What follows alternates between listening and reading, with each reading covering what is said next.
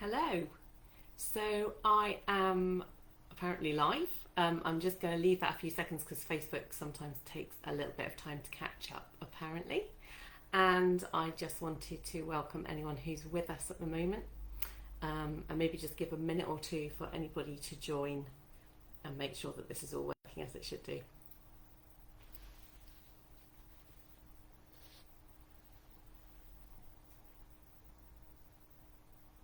If you can give me a thumbs up or a like or a hello or something, just so I can see people are joining, and then I will get underway. Grab yourself a cup of tea, grab yourself whatever you need, because I am going to be throwing lots of information at you over the next course of the while. So I see Matt's with us. Thank you, Matt, for introducing me in the comments.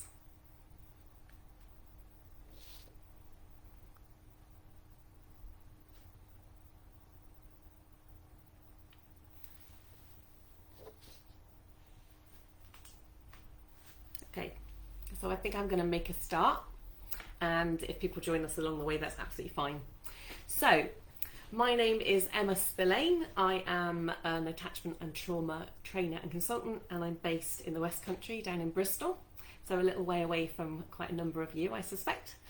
I will be joining you this evening to talk to you a little bit more around support in schools for your children. This session specifically is for adoptive parents, foster carers and special guardians of children in state-funded schools in England, because the main focus of the session will be Pupil Premium Plus funding, but I will talk about a lot of stuff around that because it's really important that you can join the dots in order to know what to do with the information. Hopefully that'll become clearer throughout the next 45 minutes. There will be lots of information. I believe that the slides that I would normally be using in the background that don't work on Facebook Live should be in the group, so please do access those, have a look at those at your leisure, or if you can, to follow along with this presentation.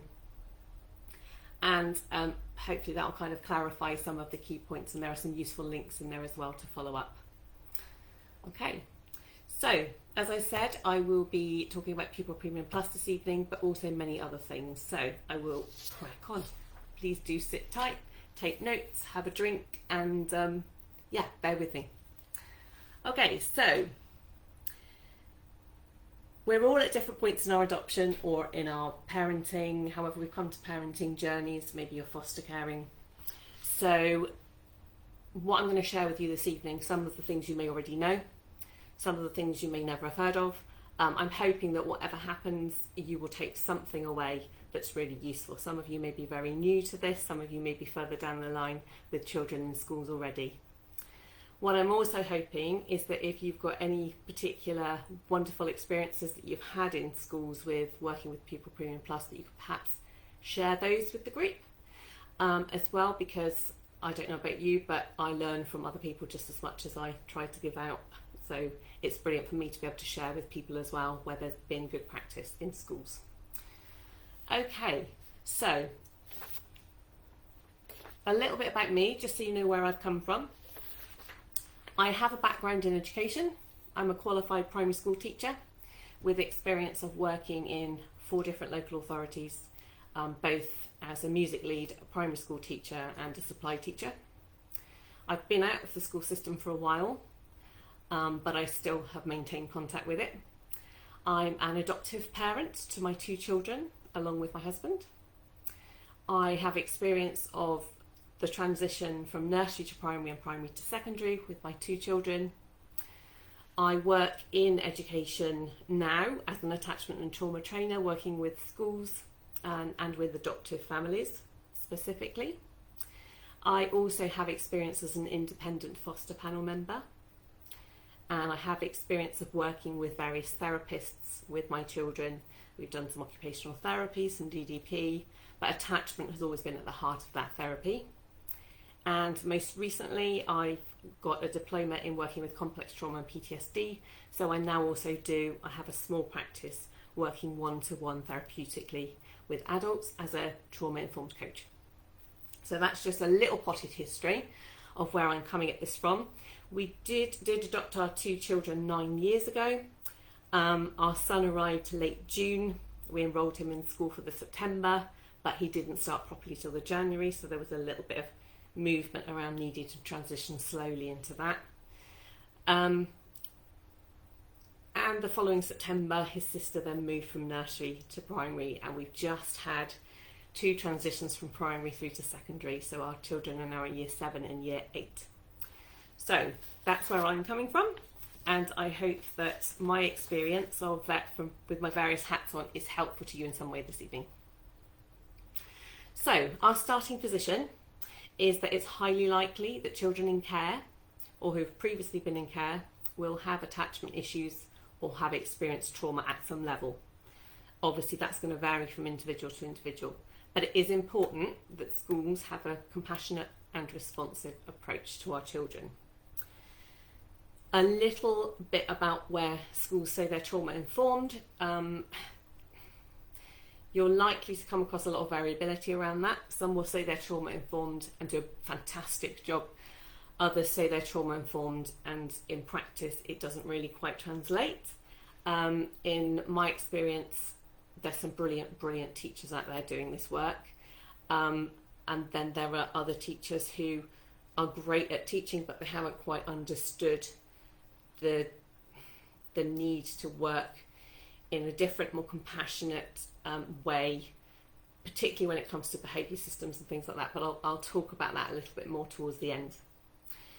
So for us as parent carers, becoming a new parent is challenging in any circumstances, but becoming a parent or carer through adoption, special guardianship or fostering brings of course with it a range of additional considerations.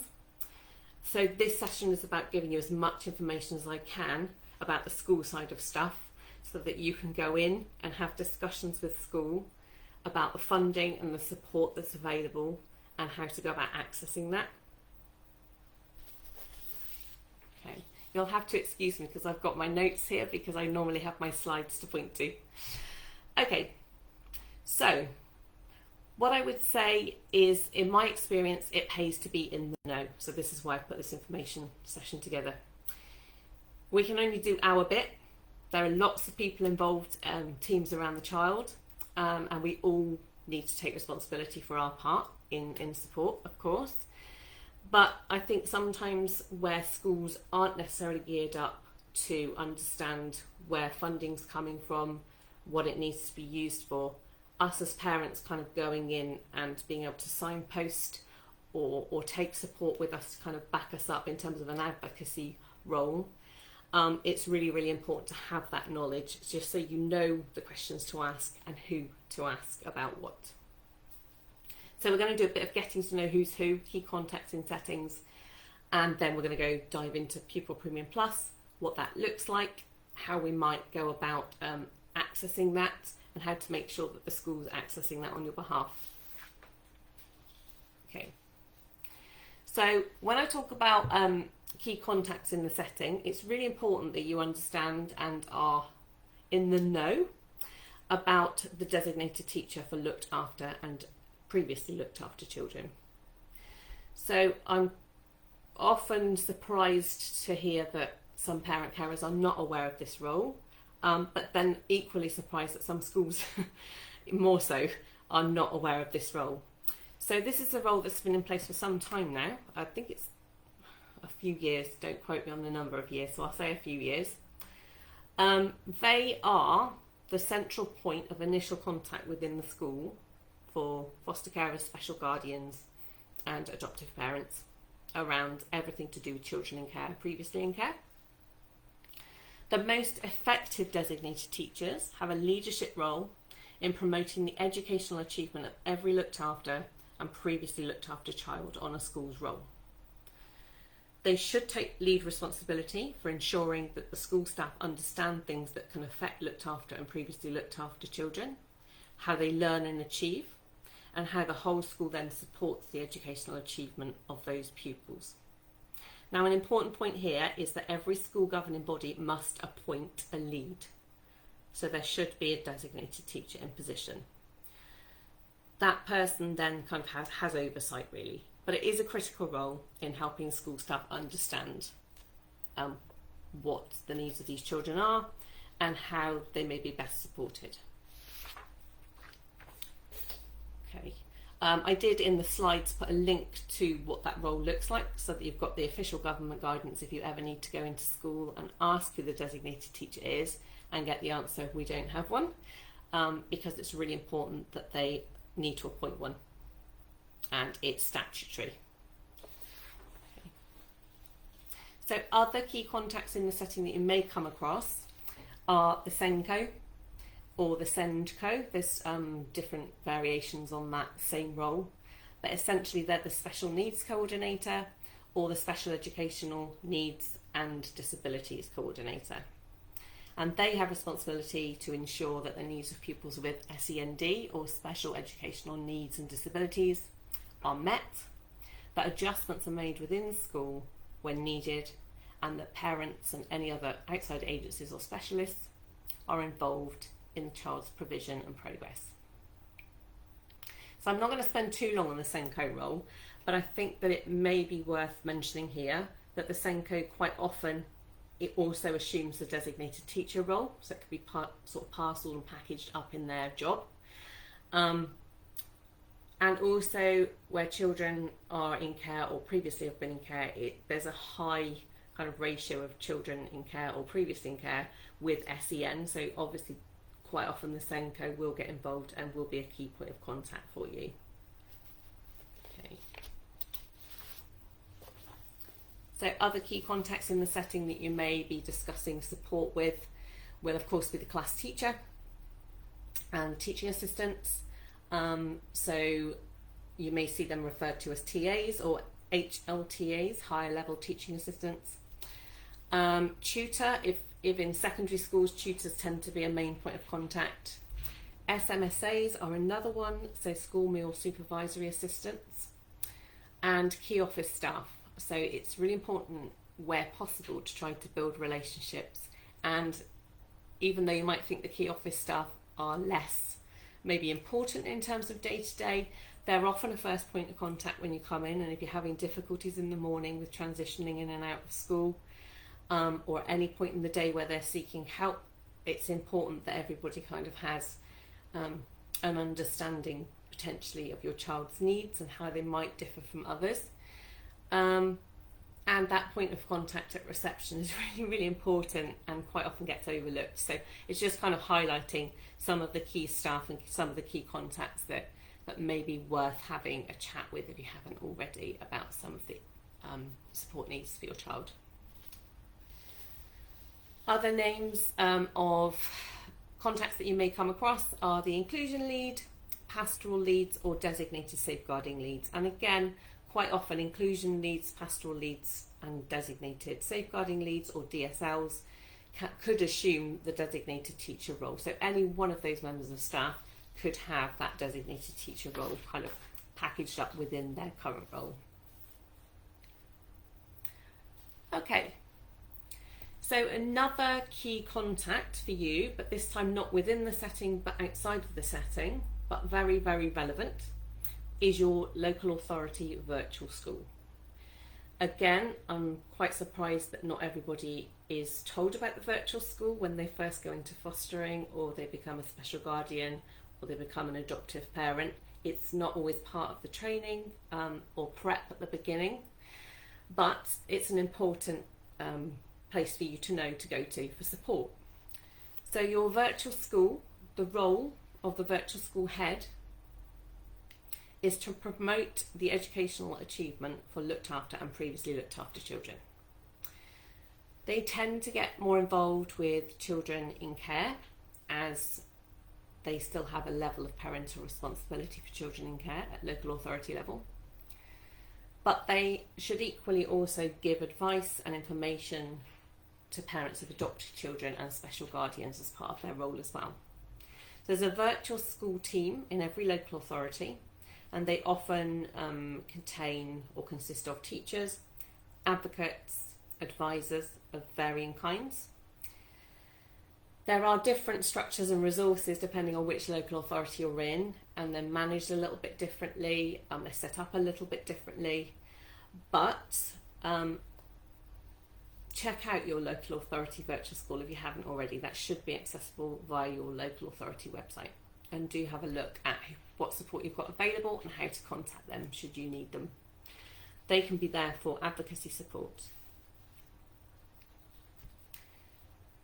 They also, the virtual school, will also have oversight of some of the Pupil Premium Plus funding, but I'll come to that a little bit later because that kind of involves a little bit more talk about how they split funding streams.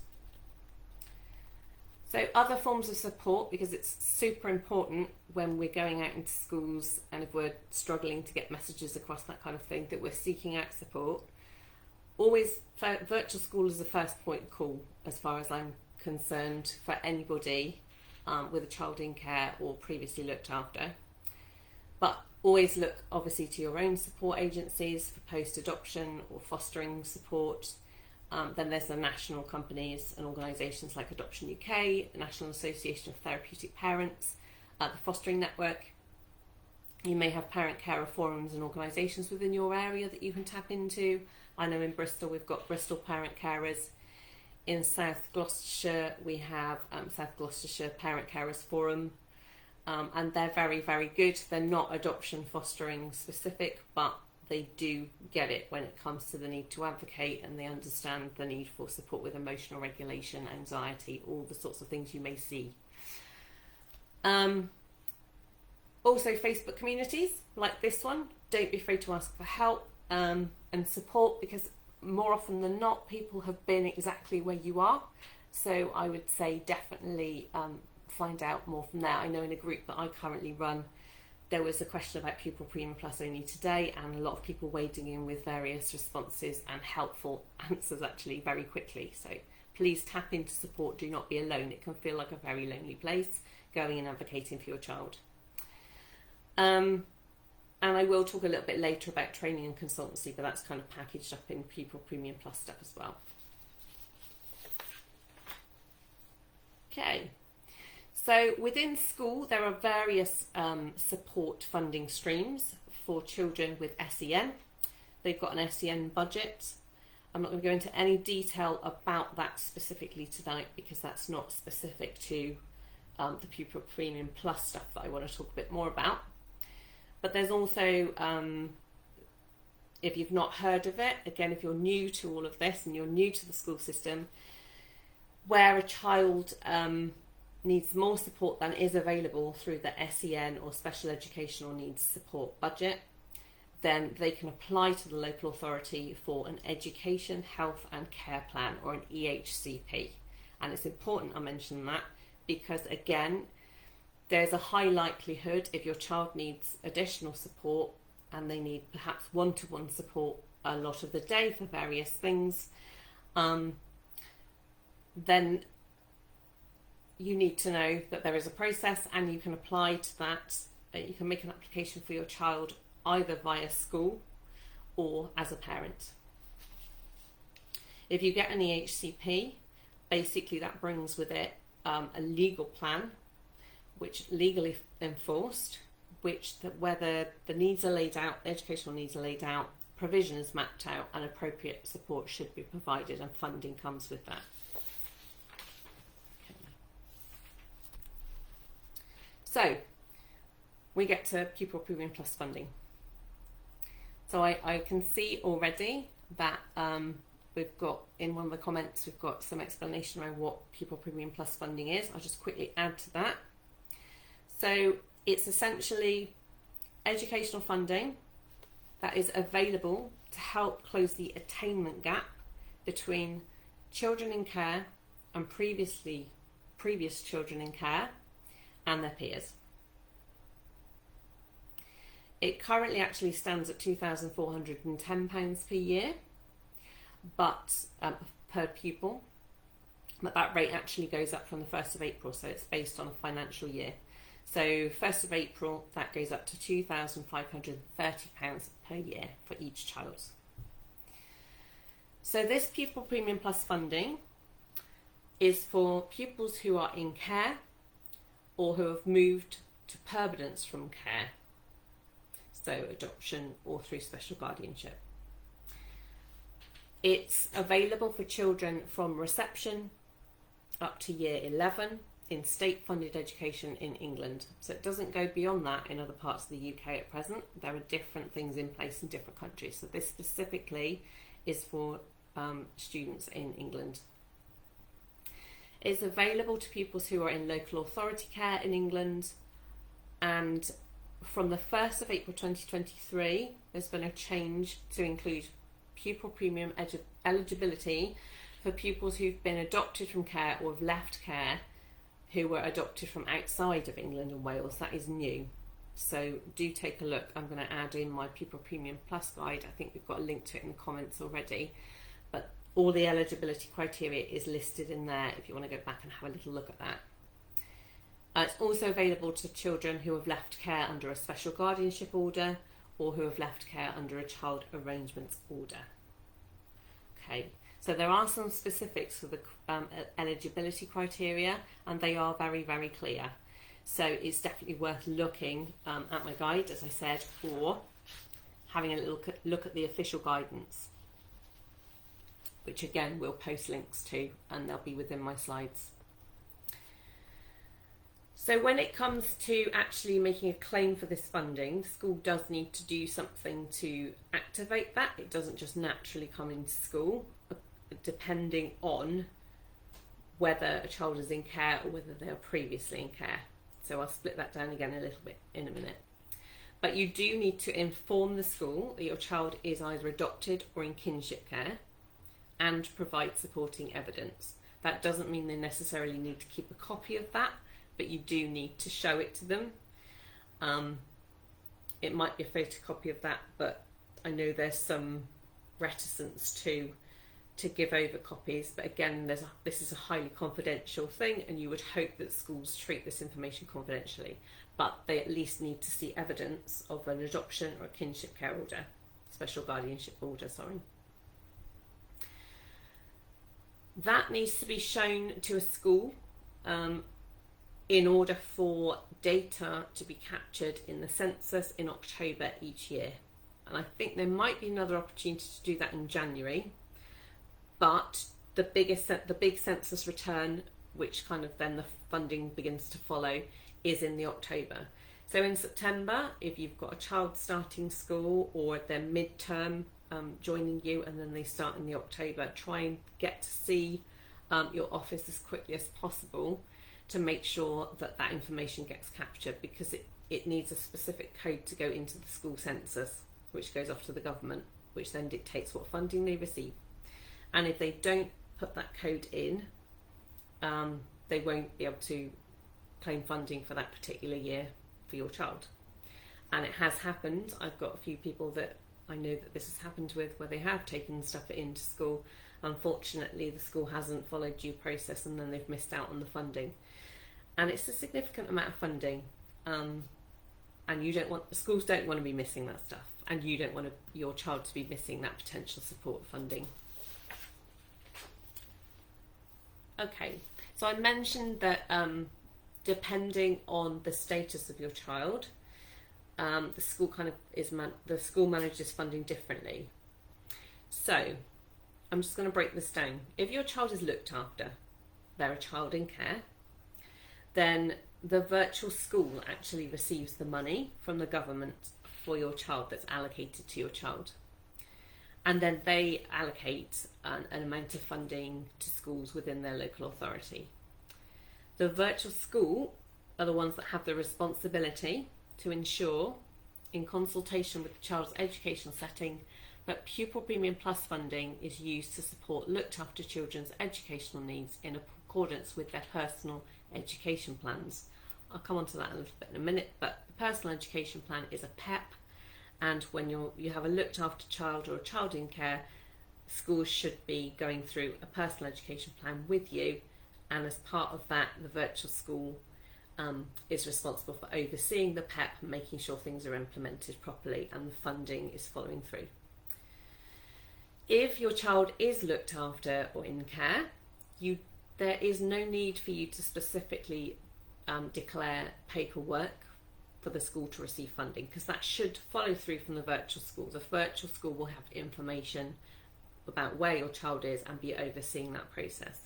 However, I would advise personally that you have a word with the school office, just quietly, obviously confidentially, or the head teacher or the designated teacher, just a member of staff, just to make sure that that is all following through and that that has been flagged and that there isn't kind of any room for error. But you shouldn't be needing to actually declare anything. That should all follow naturally. If your child is previously looked after or previously in care, the schools actually receive the money directly, so it doesn't go to the virtual school. Oh, another point on the looked after children side is that the virtual school allocates money to schools themselves and oversee things, but they often also top slice. So the schools that they send money to don't necessarily receive the full allocation per child per year, because the virtual school will often provide training and other things kind of free of charge essentially to schools, but they'll take the money to fund that and keep it centrally to run the virtual school. So I don't know if I've been really clear with that, but the virtual schools basically take the money from the government. They're responsible for promoting the educational achievement of the children in care, and they can take a small section of that money to go towards resourcing, pooling resources for the whole local authority, and then that should be used towards training, consolidating resources and expertise across schools to support these children. So it's supporting the correct cohorts of children, but then the schools will receive less money than if they were getting previously looked after children's money. This is a little bit clearer in the slide, so if you want to have a little look at that, it should really be clearer than me talking it through sometimes when it's in black and white in two different columns. Okay, so for previously looked after children or previously in care, adopted children, schools receive the money directly from government, so it doesn't touch the virtual school. It's the responsibility of the school setting itself to ensure that their use of pupil premium funding addresses the specific needs of previously looked after children attending the school. You need to inform the school that your child is adopted or in kinship care. This is really important, because if you don't do that, it's unlikely they'll be able to claim. And you have to provide the supporting evidence. Check with school. It's in an ideal world, schools should be in newsletters just inviting parent carers to make sure that they do declare eligibility.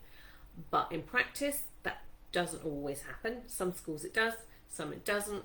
In the two schools that I have had contact with for my children, primary and secondary, I have had to go into the school setting and basically tell them what the process is and when to do things. So not every school is on top of it, and it does mean they miss the funding.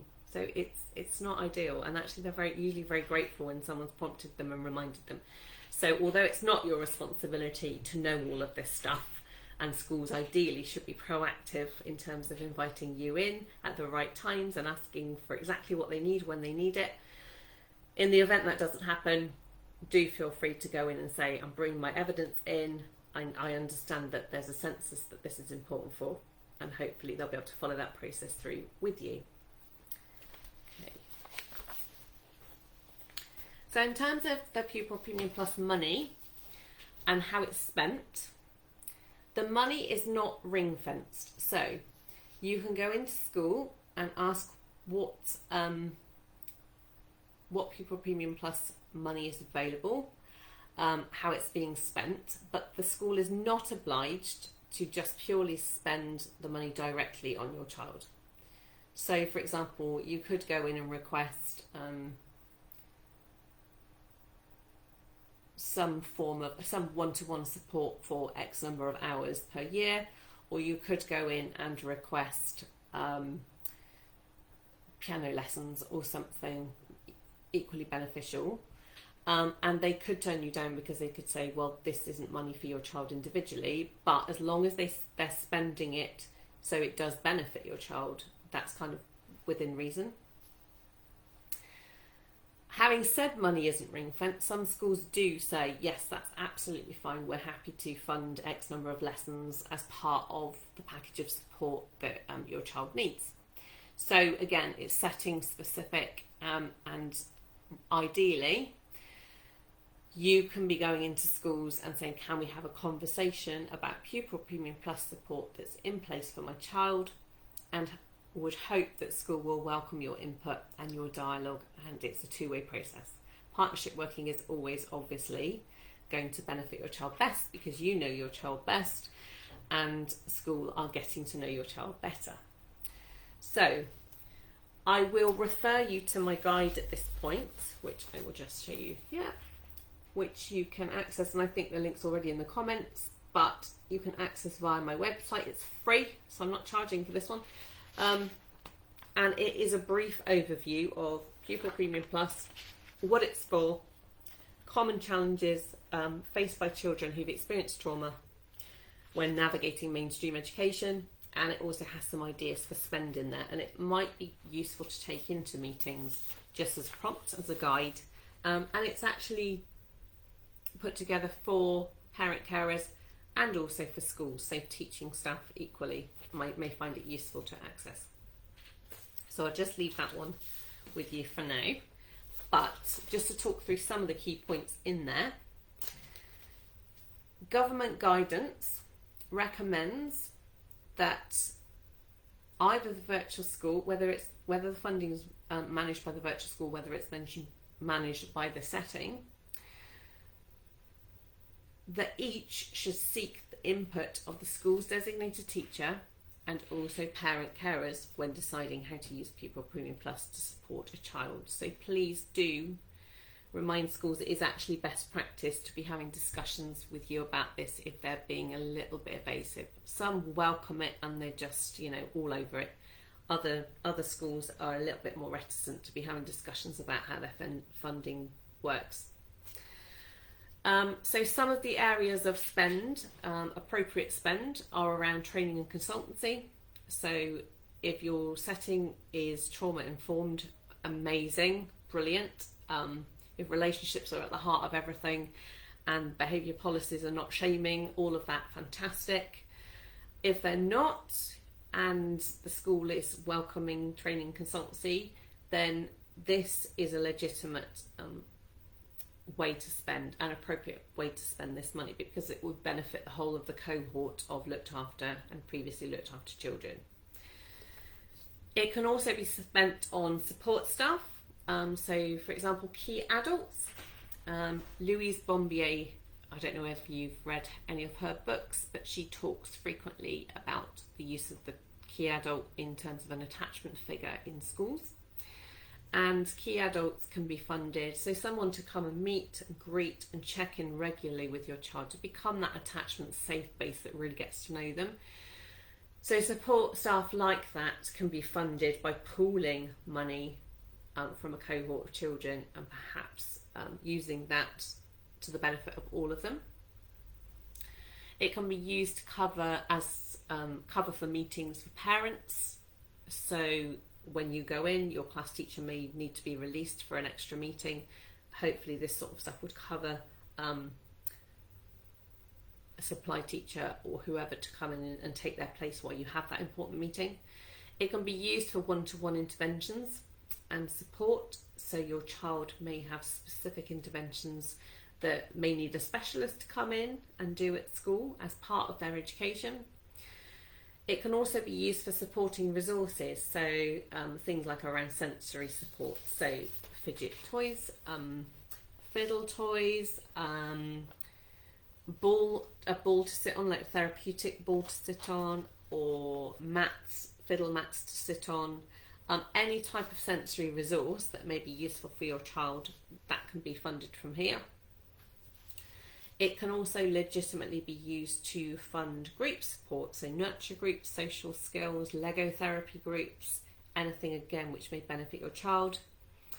And also adjustments to the environment, so creating safe spaces, structured play options for lunchtimes, that kind of thing. Again, in my guide, there's a whole heap more ideas, and I'm not going to go into a massive amount of detail because we've got a few more things to cover in this session now.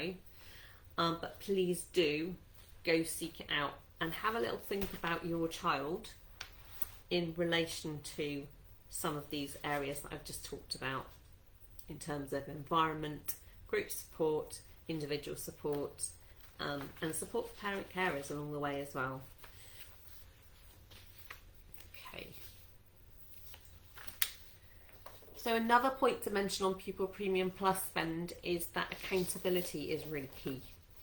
And again, in the files that will be shared with this, there is a link to a research briefing that was put out in December through the House of Commons, and it talks about the accountability around Pupil Premium grants, and Pupil Premium Plus is one of the Pupil Premium grants.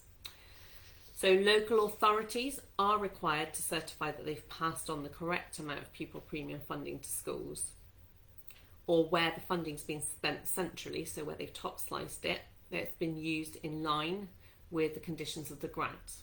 Okay, so it's been used for the cohort that it was intended for. Local authority maintained schools are required to publish a strategy for using Pupil Premium funding on their websites.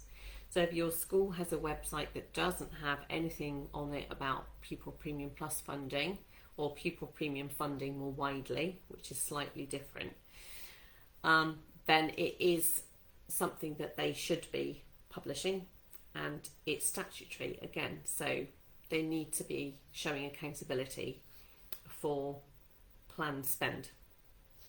Academies are also required to publish an annual Pupil Premium strategy statement, which is less, maybe less involved than the strategy that schools are required to publish, but nonetheless they are required to say something and put out a statement publicly, so that's important.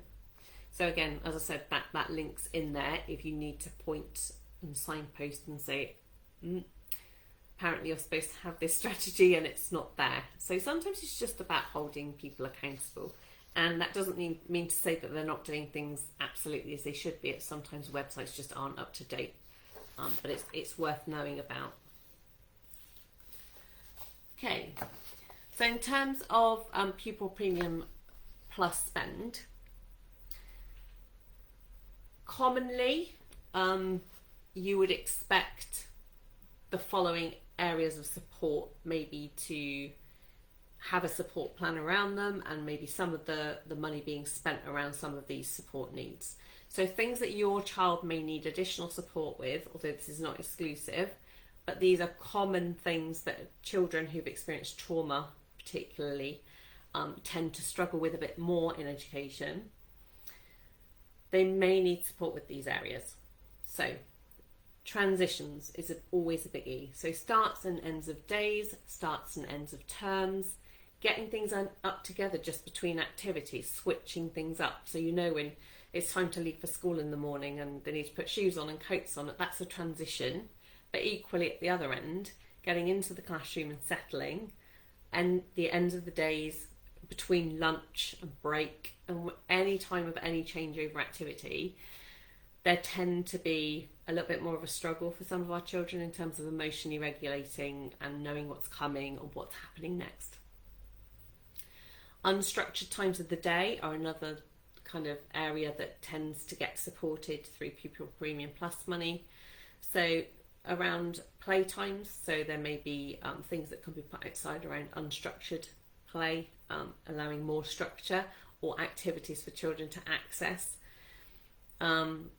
So yeah, they tend to struggle more with break times and unstructured times of the day, so stuff can be put in place there in terms of interventions. Another area that children struggle with are changes in routines. So different teachers or visitors coming into class, so you might have your key adult get involved here with doing a little bit of work around relationship building or just preparing children for what's coming next.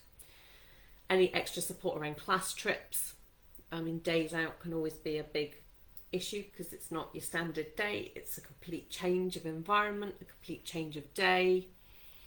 Dressing up days, plays, parties, that kind of thing can all be really difficult for our children in terms of being a real change in routine and expectation and things feeling different, not feeling safe because things aren't as they normally are.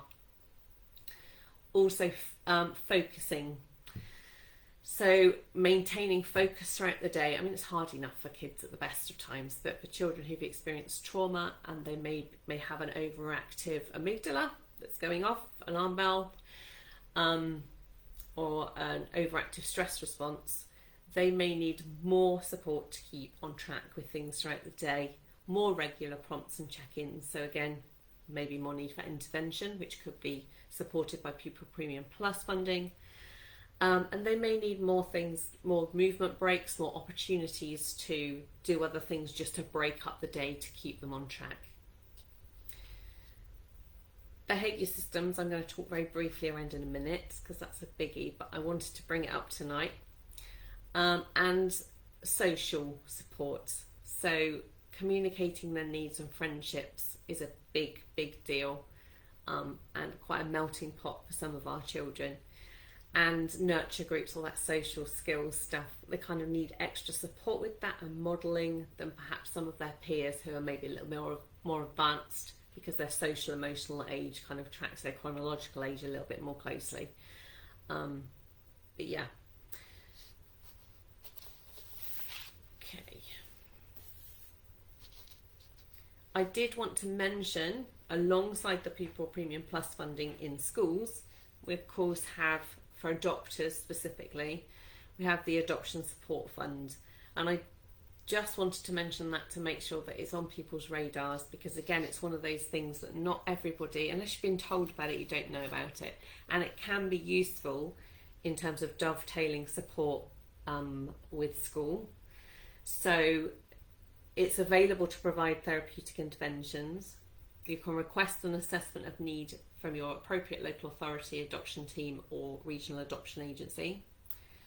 And while the money from Adoption Support Fund can't be used specifically for education, it might legitimately be used to inform school about support needs. So for example, with my daughter and my son, we've had occupational therapy reports that have come from therapeutic interventions that we've had funded through the ASF, and those can then kind of feed through to activities that can be supported in school better. It just gives more information and it gives more help in terms of being able to put support in place at school that's appropriate.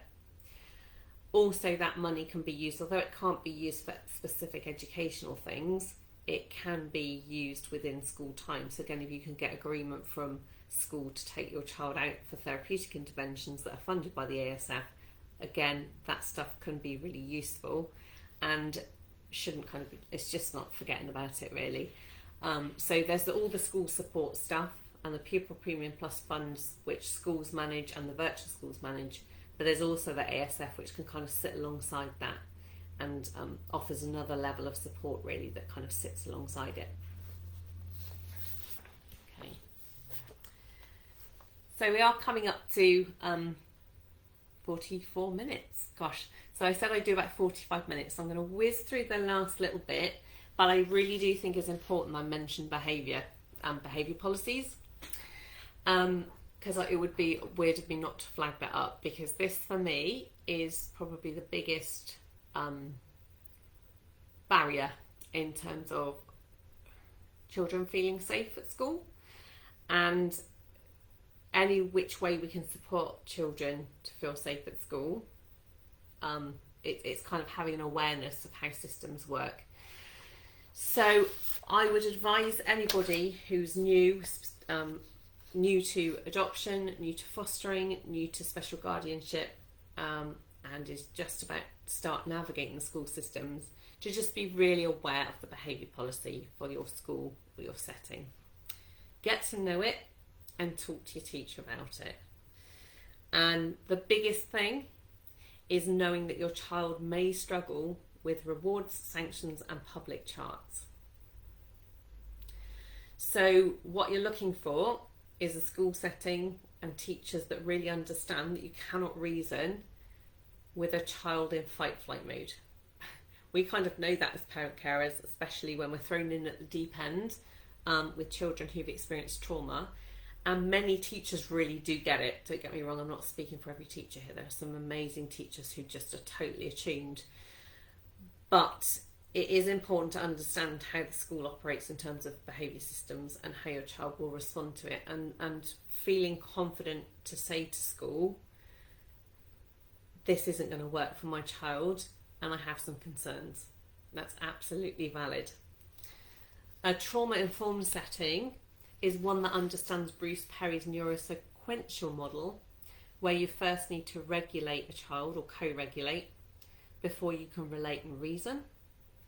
Lots of behaviour systems in our current education system are failing our kids in that they ignore that and they go straight to the making the choice. Make a good choice. Just make a good choice in the moment and reasoning and consequences, rather than actually supporting our child to understand what's going on within them, why they're not feeling safe, and to support them to feel safe again through connection and calming support. So it's a flag there to be aware of how challenging that can be and how much that can then drive your child's educational experience. Now there's a whole section, I do a similar session on this in a webinar. There is a little section on that on behaviour systems, and I'm going to do some more free resources to put on my website in terms of explaining behaviour systems to schools and why they don't work, because I don't have enough on that at the moment. But I've certainly got the content, so I'll put that together, and this is my promise to you as a group, that I will make sure that something goes up onto my website in terms of behaviour systems, and having something that you can take to school and maybe show them in terms of why they can cause problems for children who've experienced trauma. So that's a little commitment from me to you, that will be on my website if you choose to follow up afterwards. That'll probably be within the next month, so maybe after these holidays. Okay, one last point, because I'm just overrunning, I'm aware of that. In an ideal world, we'll be wanting to work together with schools, and for the purposes of discussing pupil premium plus funding with schools, schools should ideally have regular meetings with you about your child and the support in place. And that is where you can have your discussions about the use of pupil premium plus funding and how you move forward, how is it going, how you review it, how you plan for the next step, the next year. Now, those meetings can take the form of PEPs for foster children, for children in care. So personal education plans, there should be one of those in place, and you should be meeting regularly with teachers. For children who are adopted or who are not in care anymore, there aren't any statutory plans.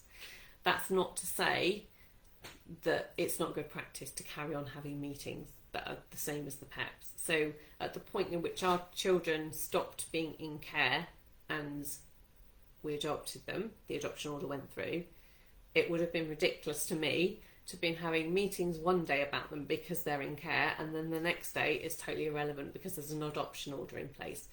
It doesn't make any sense. So a lot of local authorities do recommend that schools carry out education plans for adopted children or special guardianship children, but they aren't statutory. They're only statutory at the point that they're PEPs. Just so you're aware, but it is good practice to continue with. And I would say either termly or every 2 terms you should be meeting at least, really. Again, that's good practice. Parents should be involved in discussions about pupil premium plus funds. I've said already that government guidance recommends that takes place. And also, I would be thinking now in end of March, schools should be starting to think about transition plans for next year at this point already. So maybe after the Easter holidays, and going at the pace of which that your child works with. So some children, they need lots of repetition and lots of notice for things. Other children, obviously, less so. Some need sort of a lot of stuff at the end just before something's about to happen, otherwise it becomes anxiety inducing. So the transition planning really can start to take place after Easter for the next school year. Strong partnership working between home and school is, brilliant. If you've got that in place, fantastic. I'd love to hear more about where that's really working for you and how. And where there's a school focused on nurture and relationship building and creating felt safety for your child, you're onto a winner. So I really hope that that's you and that you feel that, because it's so important. Felt safety is absolutely everything for our children. Okay, so one last thing before I leave you in terms of my talking. I just wanted to mention I do some training, and I do have some resources for professionals and parent carers on my website. Again, I think links are going into comments on that. So I'll just very quickly run through what's available, because if your schools are not trauma informed, or they're looking for refresher courses, or they're looking for something for new staff, sometimes they just need 2 or 3 of their staff to go on it, but they're not really sure where to send them. I do have some pre-recorded and live training available on increasing awareness and understanding of attachment and trauma for education professionals. I also have a second course, a second session, which is more about the practical side of things and real implementation of trauma-informed practice. So that's around planning and delivery of trauma-informed support in education settings. And that can be done live, online. So I'm in the West Country, so I can go out and deliver in the West Country. I've also got an associate in the East Midlands, but I also can do things online, and I have some pre-recorded stuff up there as well. So there's different versions to try and be as flexible as possible for a very, very busy teaching workforce. There's bespoke training and consultancy. I've done things like I've gone into schools and talked to lunchtime support teams for an hour over a coffee, just about the sorts of things that can come up in unstructured times like playtimes, and how to respond appropriately and compassionately and understand what's going on for kids sometimes. Because everyone in schools, really, everyone is important when it comes to supporting our children, because it only takes one bad comment or experience a day, and that can set the tone for our children for the rest of that day, week, whatever. So I think it's really important to create some bespoke stuff, and whatever schools need, really. I'm aiming to fill those gaps. And there's free online resources such as my Pupil Premium Plus guide and some blogs and a few extra teaching resources online as well. Those are all free to access. Please do feel free to connect with me on social media and follow up with me by checking out my website, or following, or messaging, or getting in touch with anything, any questions you've got. So, without further ado, I think I am done, which isn't too bad. I'm a bit notorious for going over time.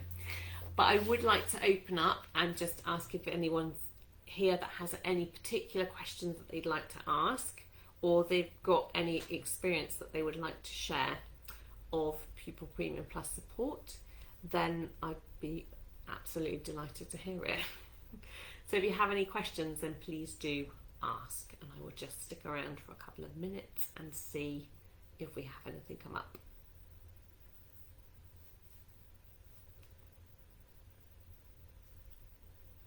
Thank you for sharing all my social media stuff. That's really great. I try to cover all bases because lots of different people hang out in lots of different places.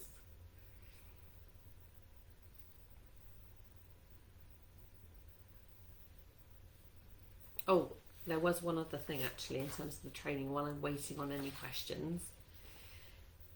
If you've got an agency that you think might benefit from hearing some of this school stuff, so you've got social worker teams or any individuals that you'd like to pass this on to, it is something I can offer, and I do have a webinar which kind of covers this stuff plus a little bit more for a small fee on my Teachable site. So just to let you know that it is available for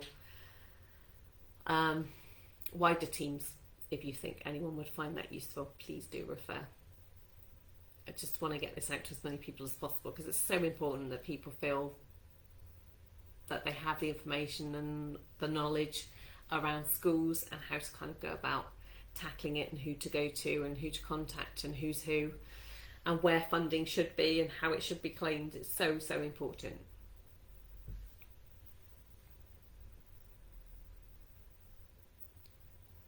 That's brilliant. So I basically, any questions that you've got for me over the next few days, please do email, and I'll be more than happy to come back to you with answers to anything I can possibly give you. But yeah, in the meantime, also email me. Please email me with any great experiences or anything that you would like to share with anybody else, because I'd be really happy to share that, and any links to any other useful resources that you've found along the way as well, because it is all about us in this together. It's a community thing and we need to stick together.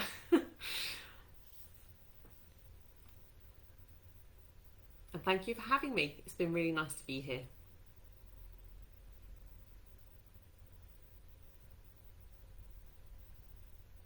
Thank you, Matt. Thank you, Simon. This was my first Facebook Live, by the way, and I'm just getting good at reading the comments.